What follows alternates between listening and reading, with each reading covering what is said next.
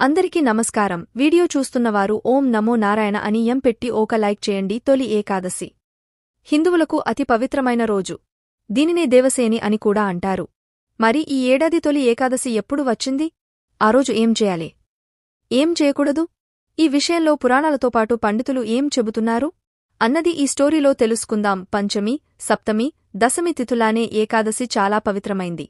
శుద్ధ ఏకాదశి, బహుళ ఏకాదశి అంటూ నెలకు 2 సార్లు చొప్పున సంవత్సర కాలంలో ఏకాదశి తిథి 24 సారలు వస్తుంది.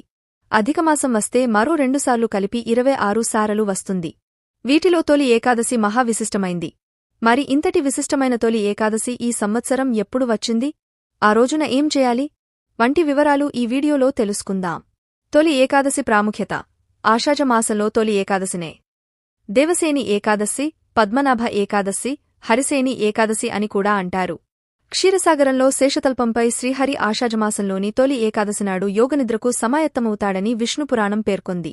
ఏకాదశి రోజున శ్రీహరి యోగనిద్రకు వెళ్లి కార్తీకమాసంలో దేవుత్తని ఏకాదశి రోజున మేల్కొంటాడని నమ్మకం. అంతేకాదు తొలి ఏకాదశి నుంచే హిందువుల పండగలు ప్రారంభం అవుతాయని విశ్వసిస్తుంటారు.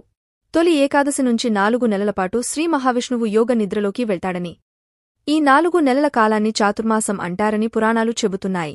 ఈ 4 నెలల్లో ఎక్కువ సమయం భగవంతుని పూజిస్తారు. జైన మతంలో కూడా ఈ రోజుకు ప్రాముఖ్యత ఉంది. జైనులకు చాతుర్మాసం ప్రారంభమవుతుంది.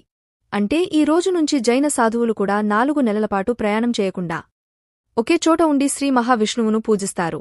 తొలి ఏకాదశి 2024 ఎప్పుడంటే హిందూ పంచాంగం ప్రకారం ఆషాఢమాసంలోని తొలి ఏకాదశి లేదా దేవసేని ఏకాదశి తిథి జూలై 16వ తేదీ మంగళవారం రాత్రి 8:33 గంటలకు ప్రారంభమై జూలై 17వ తేదీ బుధవారం రాత్రి 9:02 ముగుస్తుంది.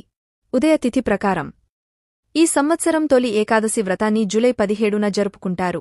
ఈ రోజున ఏకాదశి వ్రతాన్ని ఆచరించి నియమనిష్టలతో విష్ణువుతో పాటు లక్ష్మీదేవిని పూజిస్తారు. ఇలా చేయడం వల్ల శ్రీహరి అనుగ్రహంతో జీవితంలో సుఖసంతోషాలు, సిరి సంపదలు కలుగుతాయని నమ్మకం. తొలి ఏకాదశి రోజు చేయాల్సిన పనులు. తొలి ఏకాదశి రోజున తెల్లవారుజామునే లేచి ఇంటిని శుభ్రం చేసుకుని తలస్నానం చేసి పసుపు రంగు దుస్తులు ధరించాలి. పూజా మందిరాన్ని అలంకరించి శ్రీమహావిష్ణువును, లక్ష్మీదేవిని పూజించాలి. విష్ణు సహస్రనామ పారాయణం చేయాలి. ఆ రోజు మొత్తం ఉపవాసముండి మరుసటి రోజైన ద్వాదశి నాడు సమీపంలోని దేవాలయానికి వెళ్లి ఉపవాస దీక్షను విరమించాలి. ఆ రోజున చేసే ఉపవాసం చాలా విశిష్టమైనదిగా పరిగణించబడుతుంది. శ్రీహరికి నైవేద్యంలో తులసి ఆకులను తప్పనిసరిగా చేర్చాలి. పేదలకు ధనం, ధాన్యాలు, వస్త్రాలు దానం చేయాలి. అలాగే ఈ రోజున ఆవులను పూజిస్తే విశేష ఫలితాలు కలుగుతాయని పండితులు చెబుతున్నారు. తొలి ఏకాదశి నాడు చేయకూడని పనులు. ఏకాదశి రోజున తామసిక ఆహారాన్ని తినవద్దు. అంటే మద్య, మాంసాలకు దూరంగా ఉండాలి. ఆ రోజున అన్నం తినకూడదు. స్త్రీలను, పెద్దలను అవమానించకూడదు. బ్రహ్మచర్యం పాటించాలి. మొక్క నుంచి తులసి ఆకులను తెంపకూడదు. ఉపవాసం ఉన్న వ్యక్తి ఇతరుల పట్ల చెడు ఆలోచనలు చేయకూడదు.